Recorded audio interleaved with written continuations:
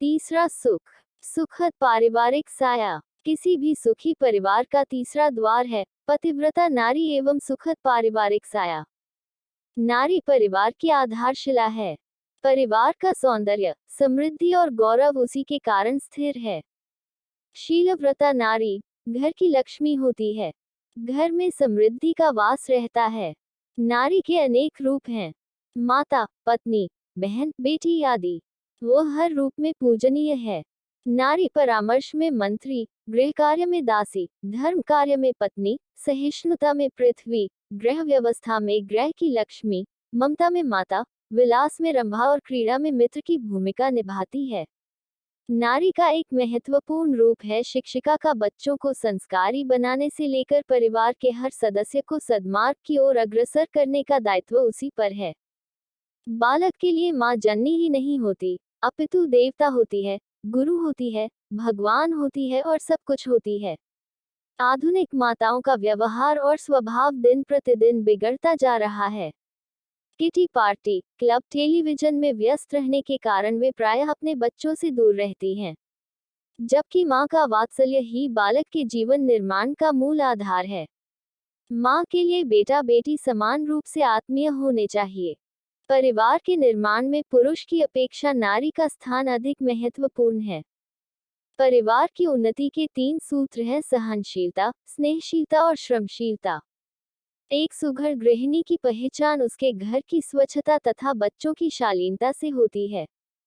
स्त्री और पुरुष एक दूसरे की अच्छी बुरी प्रवृत्तियों से प्रभावित हुए बिना नहीं रह सकते।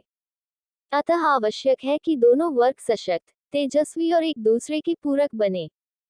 परिवार की श्री समृद्धि व सुख शांति के लिए दंपति संयम, स्नेह और सहिष्णुता को जीवन में उतारें। आदर्श गृहिणी का कर्तव्य है कि वह सास, ससुर, देवरानी, जेठानी से तालमेल बनाएं, बच्चों को आज्ञाकारी बनाएं, बड़े बुजुर्गों के सम्मान तथा छोटों पर स्नेह और आत्मीयता से गृहिणी घर को स्वर्ग बना देती है। परिवार में शांत सहवास जरूरी है और इसके लिए काकोजी आचार्य तुलसी की शिक्षाओं को हमेशा सामने रखते हैं। वास्तविक परिवार की स्थापना के लिए आचार्य श्री तुलसी के कथन, जहाँ एक सदस्य दूसरे के जीवन में विघ्न बने बिना रहता है, जहाँ सापेक्षता बहुत स्पष्ट होती है, वहीं सही अर्थ में परिवार बनता है। संयुक्त परिवार में शांत एवं सौहार्दपूर्ण सहवास के लिए आचार्य तुलसी द्वारा जिन 4 गुणों की अनिवार्यता व्यक्त की गई है, वे हैं सहनशीलता, दूसरा स्नेहशीलता, तीसरा श्रमशीलता एवं चौथा पारस्परिक विश्वास। रिश्तों की डोर, खुशियों को बरकरार रखने के लिए जिम्मेवार है परिवार के सदस्य। गृहस्थ जीवन की गाढ़ी महिला व पुरुष के आपसी तालमेल की धरोहर है। रिश्तों की कड़ियां जोड़ती है घर की दीवारों को, स्नेह का सिंचन सजाता है प्रांगण को। 2 जीवन, 2 परिवार मिलकर करते हैं नई सृष्टि का निर्माण।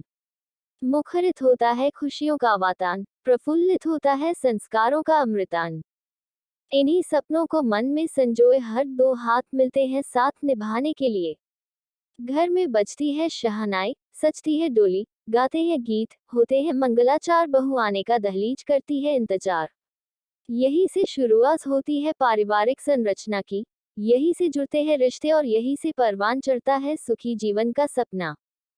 समय हमें आह्वान कर रहा है कि हम थोड़ा चिंतन करें, प्रयत्न करें, कैसे आए खुशहाली आंगन में, किस प्रकार सप्तपदी के साथ वचन बांध कर रख सके 2 सहयात्रियों को। हर व्यक्ति सुखी रहना चाहता है, फिर सुख का संसार हमसे दूर क्यों भाग रहा है। अहम की टकराहट कहीं हमारे घर में दरारें न डाल दे। सचेत हो जाए, अपने अपने घर को बचाए। समाज की इस पीड़ा को दूर करना हमारा कर्तव्य है। समाज में संस्कारों के पोषण की जिम्मेदारी महिलाओं की होती है, अतः नारी समाज का दायित्व बढ़ गया है। अब वक्त हमें चुनौती दे रहा है कि नारी शक्ति समाज को इस दावानल से बचाए। नन्ही बेटियां जिन्हें हम नाजों से पालते हैं, उन्हें नाजुक नहीं, नीति निपुण बनाएं। उन्हें ये सीख दे कि डिग्रियों के खिताब हमें पहचान दे सकते हैं, समृद्धि दे सकते हैं, लेकिन खुशी रिश्तों के सिंचन से मिलेगी। रिश्ते बहुत अनमोल हैं, कोमल हैं, उन्हें प्रेम से निभाएं, विचारों के समझौते से मन के तार मजबूत बनाएं। सहिष्णुता हमारा असली गहना है, विवेक हमारा रक्षा कवच है, माधुर्य हमारा श्रृंगार है। आग्रह की जकड़न में अपनों की पकड़ को ढीला नहीं होने दें। सुदृढ़ परिवार की संरचना का मुख्य आधार है समर्पण, श्रद्धा और संवेदना। हम एक तरफ जहां बेटियों को प्रशिक्षण दें, दूसरी तरफ हर अच्छी माँ अपने बेटे को भी संभाले। कहीं उसका व्यसन, क्लबों का नशा बहू की खुशियां तो नहीं छीन रहा। कहीं हम एक पढ़ी लिखी बहू की काबिलियत व भावनाओं को ठेस तो नहीं पहुंचा रहे। हर सास भी कभी बहू थी यह चलचित्र दोहराकर नई पीढ़ी को आहत तो नहीं कर रहे। इसलिए कहते हैं कि समय के साथ थोड़ा स्वयं को बदलें। येनकेन प्रकारेण हमारी भावना है कि हर घर में खुशहाली हो, हर रिश्ता मुस्कुराए, हर परिवार स्वर्ग से सुखद व सुंदर नजर आए। सहेजे सांझी विरासत। सामाजिक संबंधों का एक ताना बाना हमारे इर्द गिर्द बना हुआ है। संबंध स्थायी हो अथवा अस्थायी, वो हमें बांधते हैं। वक्त का हर लम्हा कर्म हेतु ही हमको प्रेरित करता है। बीते हुए लम्हों को हम पकड़ नहीं पाते हैं। समय ही हमको जिताता है और समय से ही हम हार जाते हैं। कर्म से ही उद्योग बनता है। घर परिवार से हमारा समन्वय होता है तो निजता तिरोहित हो जाती है, प्रभुता प्रतिष्ठित हो जाती है। परिवार में सबसे पहले माँ से ममता मिलती है। माँ ही संतान को संस्कार देती है, वह चलती फिरती पाठशाला होती है। प्यार, सेवा, समर्पण, सहयोग, सम्मान, त्याग, दया, धर्म एवं अन्य उदात्त गुण हमारे व्यक्तित्व में माँ के सहयोग से ही समाते हैं। वस्तुतः यही सीख समाज और परिवेश का संरक्षण करती है। कुटुंब, परिवार और विद्यालय में हमें सामूहिकता का संज्ञान होता है। समूह प्रवृत्ति का विकास होता है। हम सामाजिक परिस्थितियों में अपने अपने अनुभवों के साथ मानसिक एवं शारीरिक परिस्थितियों में अपने अपने अनुभवों के साथ मानसिक एवं शारीरिक परिपक्वता पाते हैं। सामाजिकता से हमारा आचरण, चरित्र एवं शारीरिक परिपक्वता पाते हैं। सामाजिकता से हमारा आचरण, चरित्र एवं व्यवहार बनता है। समाज में हमारी छवि बनती है। हम सीखते और सिखाते हैं। हमारी क्षमताओं का विकास होता है और हम अपनी क्षमताओं की पहचान भी सीखते हैं। हम अपने उत्तरदायित्वों के प्रति प्रतिबद्ध होते हैं। हम अपने कर्तव्य पहचानते हैं, लोकाचार को निभाते हैं। हम लोकोपवाद की भी चिंता करते हैं, समाज की परवाह करते हैं। हम अपने रीति रिवाज एवं परंपराओं का आदर करते हैं। हमारी सामाजिक संरचना में संयुक्त परिवारों का चलन सदियों से चला आ रहा है। परिवार की अवधारणा में बच्चे, बूढ़े और जवान सभी का हित सुरक्षित रहता रहा। बच्चों को भरपूर प्यार मिलता रहा तथा बुजुर्गों को पूर्ण मान सम्मान। परिवार का मुखिया पूरे परिवार की व्यवस्था करता था और उसके अनुभवों से न केवल उसका परिवार वरन समाज भी लाभान्वित होता था। घरों के सभी काम आपसी समझदारी, सहयोग तथा सामंजस्य से होते थे। सामूहिकता के कारण घर कम खर्च पर चल जाता था। वह सांझे चूल्हे का कॉन्सेप्ट था। सांझी छत, सांझे चूल्हे की बात ही और थी। घर में बड़ा खुला आंगन होता था। आंगन में स्थापित तुलसी चौरा में तुलसी की पौध हुलसती थी। चौरा के आलों में सांझ ढलते ही दीपक प्रज्वलित कर दिए जाते थे। बड़ा दालान और प्रवेश द्वार के साथ घर की भव्यता देखते ही बनती थी। किंतु अब सब कुछ टूट चुका है, सहकार पीछे छूट चुका है। परिवार टूटे हैं, बिखरे हैं। हर कोई एकाकी है। वैयक्तिकता हर जगह हावी है। दिल टूटे हैं। स्वार्थपरता हावी है। काकोजी इन स्थितियों से विचलित हो जाते हैं। ऐसा नहीं है कि आज संयुक्त परिवारों का अस्तित्व नहीं है, किंतु उनकी संख्या काफी कम है। जब कोई परिवार टूटता है, बंटवारा होता है तो सारी भौतिक सुख सुविधाएं भी अलग हो जाती है। जब एक रसोई की 4 होती है तो खर्चे बेतहाशा बढ़ते हैं। पृथक पृथक TV, fridge, cooler, washing machine तथा अन्य इलेक्ट्रिक एवं इलेक्ट्रॉनिक साजो सामान अपनाए जाते हैं। वाहनों का भी विस्तार होता है। निवास भी समस्या बन जाते हैं। अतः सभी विसंगतियों का खामियाजा पर्यावरण को ही भुगतना पड़ता है। यूं तो हम विश्वग्राम की बात करते हैं, किंतु अपने ही घर में अपनों से ही डरते हैं। सच झूठ के सहारे दुनिया चल रही है। आज अनुचित को उचित ठहराने की कोशिश की जाती है। सामाजिक गिरावट का असर पर्यावरण पर भी पड़ता है। उपभोक्तावाद, अपसंस्कृति और मानसिक विकृतियां हावी हैं। पर्यावरण की रक्षा के लिए हमें विगत की नाकामियों को भूलकर आगत की चिंता करनी चाहिए। भविष्य की संभावनाएं तलाशनी चाहिए। आचरण की श्रेष्ठता पर जोर देना चाहिए। सत्य का वर्ण करना चाहिए। जिस दिन हम सच्चाई को स्वीकार लेंगे, अच्छाई के रास्ते पर चलेंगे, हमारा समाज भी कल्याणकारी हो जाएगा। हम जैसे हैं वैसे ही दिखलाई देने लगेंगे, अर्थात हमारी कथनी और करनी का अंतर खत्म हो जाएगा। तब हम में विघटन नहीं संगठन होगा। समाज में व्यापक परिवर्तन होगा और सारी समस्याएं स्वयं तिरोहित हो जाएंगे। वास्तव में देखा जाए तो हमारा दोहरा चरित्र ही समस्याओं के मूल में है।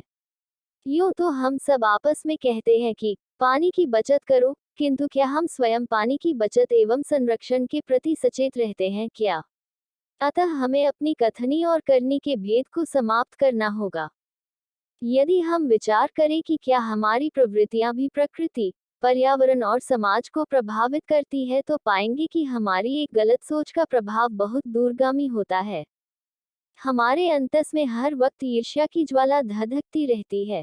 ऐसे में एसी तथा कूलर लगाकर भी हम ठंडक महसूस नहीं कर सकते हैं। यदि रिश्तों की ऊष्मा ठंडी पड़ चुकी हो तो हमें रिश्तों में गर्माहट लानी चाहिए। सहयोग संबंधों से बड़ा दुष्कर काम भी आसान हो जाता है। पहल हमको ही करनी होगी। यदि हम अच्छे का वर्ण करते जाएंगे तो बुराइयों स्वयं में भी हमारा साथ छोड़ जाएंगी। समस्याएं खुद ब खुद हमसे किनारा कर जाएंगी। हमें प्रकृति से श्रेयस्कारी भाव ग्रहण करना चाहिए, अपने पर्यावरण को स्वच्छ रखना चाहिए। विचारों की शुद्धता भी परिवेश को स्वच्छ करती है। बात का बतंगड़ न बनाएं। दाम्पत्य का सुख तभी तक है जब तक पति पत्नी के बीच एक अच्छी समझ हो तथा वे एक दूसरे के विचारों का आदर करते हुए उसके अनुरूप ढलने की कोशिश करें। लेकिन आज स्थिति यह है कि छोटी मोटी बातें, जिन्हें आसानी से नजरअंदाज किया जा सकता है, उसको लेकर पति पत्नी के बीच तकरार उत्पन्न होने लगती है और रिश्तों की मिठास खत्म होने लगती है। पति पत्नी के बीच विवादों की कोई ठोस वजह होना जरूरी नहीं है। मुद्दा कुछ भी हो सकता है, जैसे घूमने कहाँ जाए या दीवारों पर कौन सा रंग करवाएं। तुम्हारी फला आदत अच्छी नहीं है। ससुराली रिश्तेदार की किसी बात को लेकर या बच्चों में अनुशासन को लेकर भी तनाव पैदा हो जाता है और बहस शुरू हो जाती है। यदि पति पत्नी में धैर्य और सहनशीलता की कमी है तो बहस और लड़ाई थमने का नाम नहीं लेती। पति पत्नी के बीच तू मैं परिवार की प्रतिष्ठा को धूमिल करती है तथा घर से बाहर कदम रखते ही लोग तरह तरह की बातें करने लगते हैं। कोई पति को दोष देता है तो कोई पत्नी को। तुनक मिजाज दंपतियों की आपस में निभ नहीं सकती। एक का अहम और दूसरे का हठ उनके रिश्तों के बीच एक दीवार बनकर खड़ा हो जाता है। वे रहते तो एक छत के नीचे हैं, लेकिन एक दूसरे को बर्दाश्त नहीं कर पाते। इनमें से कुछ दंपतियों के बीच तलाक हो जाता है और कुछ तो उम्र भर लड़ते झगड़ते रहते हैं। कई दंपति आपसी झगड़े को जीत और हार का सवाल बना लेते हैं, जिससे तनाव और बढ़ जाता है। कभी कभी अपने पार्टनर को ही सही मान लें, इससे बात बढ़ेगी ही नहीं और शायद पार्टनर को भी अपनी गलती का एहसास होगा। लड़ाई के वक्त एक के शांत हो जाने से बात खत्म हो जाती है। इसे अपनी हार नहीं माने। आपके मधुर व्यवहार का आपके पार्टनर के दिल पर गहरा प्रभाव पड़ेगा और इससे आपकी ही जीत होगी। सॉरी, बहुत ही छोटा सा शब्द है, लेकिन इसका प्रभाव बहुत गहरा होता है। ये सोचे कि आप भी तो परफेक्ट नहीं है, आपसे भी गलतियां हो सकती हैं। अतः अपने ईगो का त्याग करें। पति पत्नी के बीच प्यार होना चाहिए, तकरार नहीं, तभी दाम्पत्य का सुख है। जो दंपत्ति रोज लड़ते हैं, झगड़ते हैं, उन्हें चिंतन करना चाहिए और सामने वाले में दोष ढूंढने की बजाय स्वयं अपने भीतर झांक कर देखना चाहिए। बेटी का हक। नाजी की पारिवारिक संरचना में बेटियों को बहुत अधिक सम्मान और आदर दिया गया है। वे बड़े दर्द के साथ कहते हैं कि कितनी बड़ी विडंबना है हमारे देश की कि हम जिस बेटी को पैदा होते ही एक बोझ समझ बैठते हैं, एक स्त्री के रूप में उसी बोझ के साथ सारी जिंदगी भी बिताना चाहते हैं। बचपन से लेकर मरने तक एक स्त्री अलग अलग रूप में हमारा साथ निभाती चलती है, जिसके बिना आदमी एक पल भी नहीं गुजारना चाहता। उसे ही कुछ लोग कभी मुसीबत तो कभी बोझ समझकर जीते जी मार डालते हैं। दहेज और समाज की अन्य कुरीतियों को स्त्री के अस्तित्व के साथ जोड़कर देखना लोगों की नकारात्मक सोच और कमजोर व्यक्तित्व का परिचय है। आदमी क्या इतना कमजोर और आलसी भी हो सकता है कि जिंदगी में जो परेशानी बाद में आने वाली हो, उससे डरकर वह एक ऐसे मासूम का खून कर दे, जिसने अभी दुनिया में कदम भी नहीं रखा है। आज न जाने कितनी बेटियां माता पिता का सहारा बनी हुई हैं और उनकी परवरिश कर रही हैं या बेटों के साथ कंधे से कंधा मिलाकर चल रही हैं। वे अपने साथ पूरे परिवार को पाल सकने की हिम्मत रखती हैं। सच तो यह है कि बेटियां बचपन से ही अपने आप को इस कदर बनाए रखती हैं कि कभी भाई का साथ देती हैं तो कभी सुख दुख में माँ बाप का सहारा बनती हैं। शादी के बाद अपने पति के परिवार को खुशी देना और जीवन भर उसका साथ निभाने की जिम्मेदारी भी उसी की होती है। फिर लड़कियां ऐसा कौन सा गुनाह करती हैं कि लोगों के दिलों तक उनकी भावनाएं नहीं पहुंच पाती और उनके दिल में इनकी हत्या कर देने का ख्याल आ जाता है। इससे तो यही लगता है कि जो भी इनकी हत्या के बारे में सोचता है वह या तो दिमागी तौर पर ठीक नहीं होता या फिर वह पूरी तरह पितृसत्तात्मक व्यवस्था और मानसिकता का गुलाम होता है। आज अगर बहुत सी मासूम बच्चियों की जान सिर्फ उनके लड़की होने के कारण ले ली जाती है तो उसके पीछे ऐसा ही नकारात्मक सोच है। हमें अपना सोच बदलना होगा। बेटियों के अस्तित्व पर ही दुनिया और सृष्टि का अस्तित्व टिका हुआ है।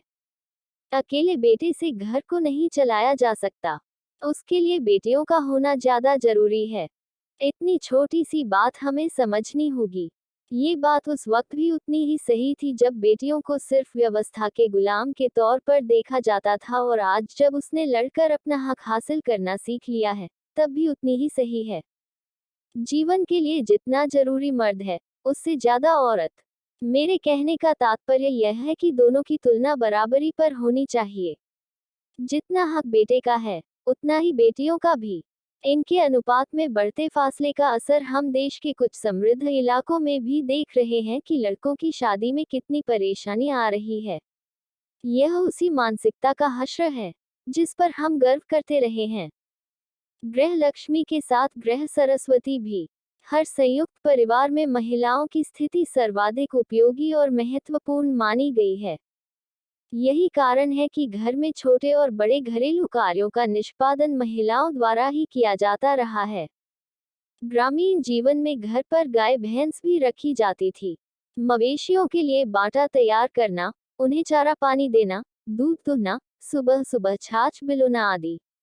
इसके अलावा घट्टी में अनाज पिसना, चूल्हे में लकड़ी जलाकर रसोई तैयार करना, पापड़ पापड़ी, वड़ी, छावड़ी, खरावड़ी आदि पारंपरिक व स्थानीय व्यंजन बनाना, धोने से कूट कूट कर कपड़े धोना जैसे अनेक प्रकार के घरेलू कार्य हुआ करते थे, जिन्हें महिलाएं बड़ी निष्ठा और मेहनत से किया करती थीं। जीवन के संतुलित व समग्र विकास के लिए इस श्रम की बहुत आवश्यकता है। आज जमाना बदल गया है। ये बेहद खुशी की बात है कि वैज्ञानिक प्रगति, शिक्षा और अनेक प्रकार के घरेलू इलेक्ट्रॉनिक उपकरणों तथा अन्य अनेक सुविधाओं ने महिलाओं को जबरदस्त राहत प्रदान की है। फिर भी छोटे छोटे परिवारों में नई पीढ़ी की पढ़ी लिखी महिलाओं के मुंह से घर के कामकाज को लेकर शिकायतें सुनाई पड़ती है तो हैरानी होती है। इतना आराम होने के बावजूद कई महिलाओं के सिर, कमर आदि दुखते रहते हैं। शायद कुछ महिलाएं अधिक आराम से थक जाती हैं और कुछ प्रकार के रोग उन्हें डॉक्टरों से फीस के एवज में उपहार स्वरूप मिल जाते हैं। जागरूक महिलाओं का ये फर्ज है कि वे इस विडंबनापूर्ण स्थिति से महिलाओं को बाहर निकालें तथा उन्हें अपने परिवार और समाज के लिए वरदान स्वरूप बनाएं। परिवर्तित उत्साहवर्धक माहौल में महिलाओं ने अनेक भूमिकाओं को अपनाया है। गृहस्थ जीवन की गाड़ी को बढ़िया तरीके से आगे बढ़ाने के लिए महिलाएं धनार्जन में आगे बढ़ी हैं। इससे एक और निम्न मध्य परिवारों की आर्थिक स्थिति सुदृढ़ बनी है तो दूसरी ओर स्त्री और पुरुष के बीच अनावश्यक आर्थिक होड़ाहोड़ी के उदाहरण भी देखने सुनने को मिलते हैं। महिलाओं के द्वारा धनार्जन के दो मुख्य उद्देश्य हैं आवश्यकता तथा शिक्षा। योग्यता का उपयोग समाज में ऐसे अवसर भी मौजूद है जहां ज्ञानार्जन के साथ धनार्जन भी होता है। ऐसा अवसर मिलने पर विनम्रता के साथ जीवन को ज्ञान के लिए समर्पित कर देना चाहिए। मौजूदा समय में शिक्षा का प्रसार तो तेजी से हुआ है, लेकिन आत्मज्ञान और जीवन विज्ञान के अभाव में शिक्षा के जो सुफल परिवार और समाज को मिलने चाहिए थे, वे पर्याप्त रूप से नहीं मिल पा रहे हैं। समाज में यहाँ वहाँ आत्मानुशासन और सुसंस्कारों का संकट नजर आता है। परिवार टूट रहे हैं और समाज दिशाहीन होता जा रहा है। अनेक पारिवारिक झगड़े अदालतों में लंबित पड़े हैं। सूत्रकृतांत में कहा गया है कि ज्ञानी होने का सार यह है कि किसी जीव की हिंसा न की जाए। मौजूदा शैक्षणिक माहौल में इसे यूं कह सकते हैं कि शिक्षित होने का सार यह है कि परिवार के बड़े बुजुर्गों का अनादर नहीं किया जाए और जरूरत के मुताबिक उनकी सेवा शुश्रूषा की जाए। सभी परिवारजनों के बीच मधुर व स्नेहपूर्ण व्यवहार किया जाए।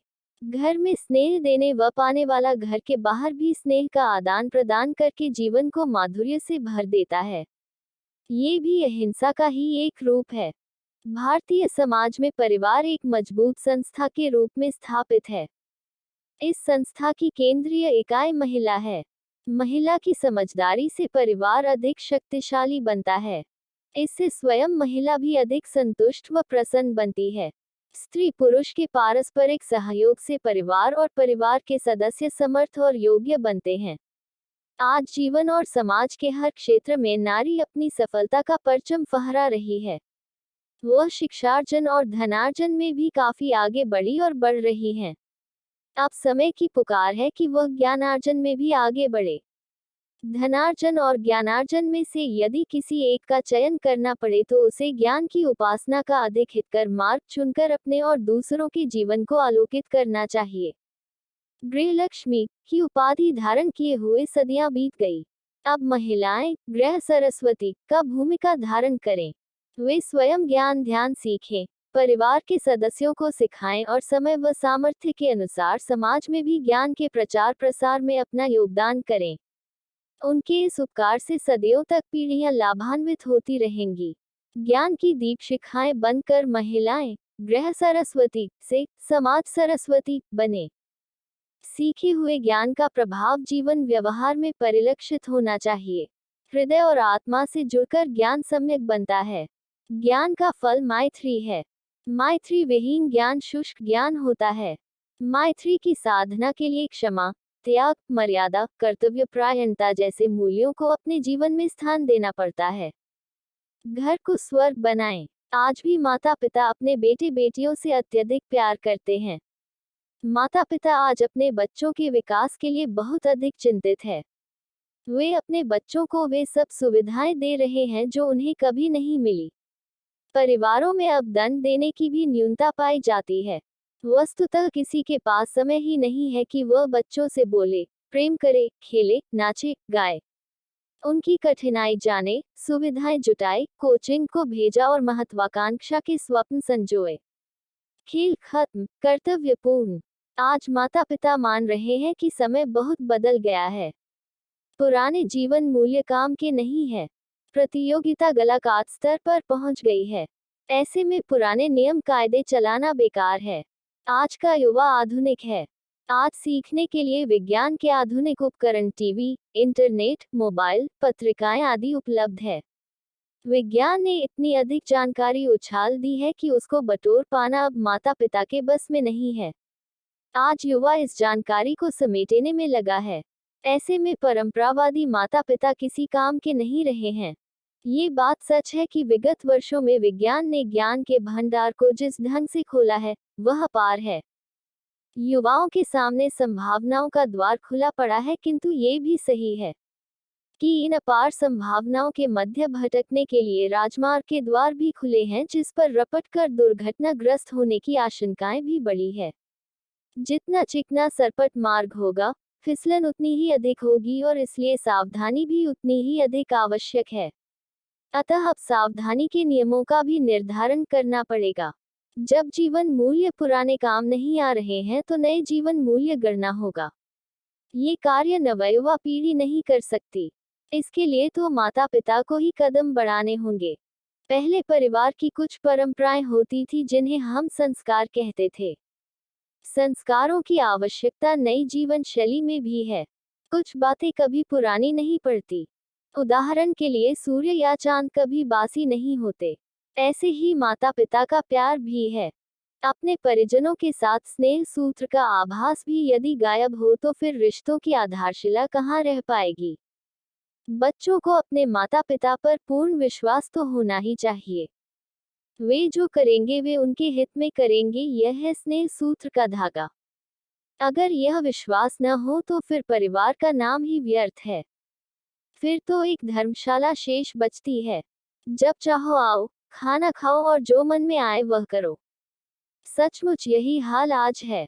मुझे ऐसा लगता है कि सिनेमा में जो हंसोड़ पिता का किरदार पाया जाता है, उसको परिवारों ने आदर्श बना लिया है। इसलिए माता पिता का जो पूजनीय रूप हो सकता था, वह गायब हो गया। ये सच है कि जब बेटे बेटी युवा हो जाए तो उनसे मित्रवत व्यवहार करना चाहिए, पर हमें ये याद रखना चाहिए कि मित्र भी एक मार्गदर्शक और दार्शनिक की भूमिका निर्वाह करता है। यदि मित्र हमें सही सलाह नहीं देता, मार्गदर्शन नहीं देता तो ऐसे मित्र से मित्र न होना ही श्रेष्ठ है। परिवार में शांत सहवास एवं सहिष्णुता का होना अत्यंत अपेक्षित है। अच्छे संस्कारों का संक्रमण परिवार की सुदृढ़ता का आधार हो। परिवार के कुछ नियम हम अपनी सुविधा और सम्मति से बना सकते हैं। इनका पालन करने से फिर किसी सदस्य के भटकने की आशंका कम हो जाती है। फिर शराबखोरी, कुसंग आदि पर नियंत्रण किया जा सकता है। इस प्रकार की प्रारंभिक स्थिति में नियंत्रण पाना सहज सरल है, किंतु इसके लिए आवश्यक है कि इस संहिता का पालन वयस्क भी पूर्ण सम्मान और कठोरता से करे। यह आत्मानुशासन की प्रथम सीढ़ी है। अनुशासन परिष्कार की अग्नि है जिसमें प्रतिभा योग्यता का रूप धारण कर लेती है। अनुशासन प्राण है गृहस्थ आश्रम का। आज इसी का अभाव है जो चुनौती बनकर खड़ा है। ये सब करना इसलिए आवश्यक है कि चुनौती परिवार के युवा सदस्यों की नहीं है, विज्ञान के आधुनिक उपकरणों की है जिनका साथ है भटकते हुए युवा दोस्तों की। आज हमारे परिवार का बेटा या बेटी हमारे विश्वास में कम, अपने दोस्तों पर विश्वास ज्यादा रखे हुए है। आज युवा में फैशन को लेकर जबरदस्त प्रतियोगिता है, इसलिए युवा इस बाहरी वातावरण के प्रभाव में बहुत अधिक है। वह समझता है कि हमारे माता पिता आधुनिक जीवन शैली समझते ही नहीं, इसलिए उस पर संगति का प्रभाव आवश्यकता से अधिक है। माता पिता की व्यस्तता ने इसमें प्रभावशाली भाग अदा किया है। इसलिए अपने युवा बेटे की संगत पर ध्यान दिया जाना समय की आवश्यकता है। कहते हैं कि एक गंदी मछली सारे तालाब को गंदा कर देती है। आज के युवा भटकाव में संगति का विशेष योग है। कहा गया है, कुसंगति अच्छे चरित्र को बिगाड़ देती है, क्लेश उत्पन्न करती है, अशुभ गति प्रदान करती है, मनुष्य में उद्वेग और खिन्नता उत्पन्न करती है, उपहास पात्र बनाती है, बुद्धि को भ्रम में डाल देती है, प्राण शक्ति क्षीण कर देती है, इस प्रकार मंगलों को नष्ट कर देती है। परिवार में परस्पर प्रेम हो, अपनत्व हो, अनुशासन हो, मर्यादा हो तो फिर इस चुनौती का बड़े आनंद से सामना किया जा सकता है। इसलिए सबसे पहले परिवार के लिए कुछ नियम बनाए, उसका सब पालन करे तथा विश्वास का अर्जन करे, तब फिर कोई समस्या शेष नहीं रहेगी। अभी समस्या इसलिए है कि घर एक धर्मशाला बनी हुई है, आपसी संवाद नहीं है। घर को सर्वप्रथम आश्रम बनाए, तब हमारी हर समस्या का समाधान अपने आप हो जाएगा। नारी है सुखी परिवार की आधार। कहा जाता है कि आने वाली सदी महिलाओं की होगी, पर आज की स्थिति को देखते हुए एक बहुत बड़ा प्रश्न उभरता है कि क्या सचमुच महिलाएं प्रगति पथ पर अग्रसर हैं। फैशन, नशा, अपराध, भ्रूण हत्या जैसी प्रवृत्तियों में तेजी से अग्रसर होती हुई महिलाएं अपने आप को प्रगतिशील मानती हैं, पर यह प्रगति तो उन्हें दुर्गति की ओर ही धकेल रही है। क्या ऐसी पीढ़ी के हाथों में किसी समाज और राष्ट्र का भविष्य सौंपा जा सकता है? जो स्वयं दिग्भ्रांत है, वह समाज को कैसे दिशा देगी? जिसका स्वयं का भविष्य धुंधला है, वह राष्ट्र का भविष्य कैसे संवारेगी? इसलिए अपेक्षित है कि 21वीं सदी में प्रवेश करने से पूर्व वह अपने आप को संभाले, तथाकथित प्रगतिशीलता के भटकाव से मुक्त होकर सही प्रगति की राह पर आए, अपनी जीवन शैली को परिष्कृत करे। जीवन शैली में परिष्कार से तात्पर्य है कि वह अपने जीवन को चरित्रशील, सहनशील, स्नेहशील और श्रमशील बनाए। ऐसा करके ही वह अपने दायित्व को सम्यक प्रकार से निभा सकती है, समाज को सही दिशा दे सकती है। राष्ट्र के भविष्य को संवार सकती है। सुखी परिवार की दिशाएं। सामाजिक संरचना का सबसे छोटा घटक है परिवार। व्यक्ति के सबसे निकट होने के कारण ये संस्कार निर्माण, अहिंसात्मक समाज रचना में विशेष भूमिका निभाता है। वास्तव में यह व्यक्ति सुधार की प्रारंभिक पाठशाला है। आज के युग में बदलते विश्वासों, रिश्तों, सांस्कृतिक मूल्यों और चिंतन में नए आयाम जुड़ रहे हैं। संक्रमण काल में बदलते मूल्यों ने हमारी पहचान को चुनौती दी है। जीवन शैली तनावपूर्ण, स्वार्थी एवं एकाकी बन रही है। आस्था विहीन समाज की ओर बढ़ते मनुष्य कब तक परिवारों के बिखराव को रोक पाएंगे? संयुक्त समन्वित परिवार की जगह एकल और बिखरते परिवार बढ़ रहे हैं। संयम, करुणा, प्रामाणिकता, सहिष्णुता, मैत्री भाव, स्नेह भाव, आत्मानुशासन आदि जो सूत्र शांतिमय, प्रेममय और सुखी बनाते थे, वे सूत्र आज के पारिवारिक जीवन से लुप्त होते जा रहे हैं। इन सब प्रश्नों का ही उत्तर है आदर्श परिवार। काकोजी कहते हैं कि पूज्य गुरुदेव आचार्य श्री तुलसी ने आदर्श परिवार की परिकल्पना को साकार करने, आकार देने के लिए व्यापक प्रयत्न किए। आचार्य श्री महाप्रज्ञ ने उन प्रयत्नों को आगे बढ़ाया। भारत के पूर्व राष्ट्रपति डॉक्टर ए.पी.जे. अब्दुल कलाम और आचार्य श्री महाप्रज्ञ ने संयुक्त से दी फैमिली एंड दी नेशन पुस्तक लिखी। उनकी एक अन्य पुस्तक, परिवार के साथ कैसे रहें, भी पारिवारिक मूल्यों को सुदृढ़ बनाने का आधार बनी है। परिवार में छोटे बड़े व्यक्ति मिलकर दिनचर्या को सरल व समग्र बनाते हैं। उसके अभाव में सराय में रात बिताने वाले एवं मजदूरी कर पेट पालने वाले व्यक्ति जैसी स्थिति होगी। समग्र जीवन परिवार के सहारे ही बन पड़ता है। ये ठीक है कि परिवार के लालन पालन में श्रम और समय लगता है, किंतु साथ ही यह भी निश्चित है कि समुदाय के सहारे व्यक्ति प्रसन्नचित्त और उपयुक्त विशेषताओं वाला बनता है। परिवार के बीच रहकर ही पूर्णता आती है। परिवार में सबसे निकट एवं सहयोगी पत्नी होती है। उसके सहारे न केवल परिवार का सुसंचालन होता है, वरन व्यक्ति अपनी कितनी ही अपूर्णताओं को पूर्ण करता है। व्यक्तित्व विकास में पति पत्नी मिलकर एक दूसरे को पूर्णता देते हैं। योग्यताओं एवं क्षमताओं को बढ़ाने में एक दूसरे के सहायक होते हैं। आजीविका उपार्जन पति ही करता है, किंतु सही ढंग से खर्च करने का काम पत्नी की सहायता के बिना नहीं बन पड़ता। जिस व्यक्ति का दाम्पत्य जीवन सरस और समग्र है, उसे यह समझना चाहिए कि उसका जीवन सफल हो गया।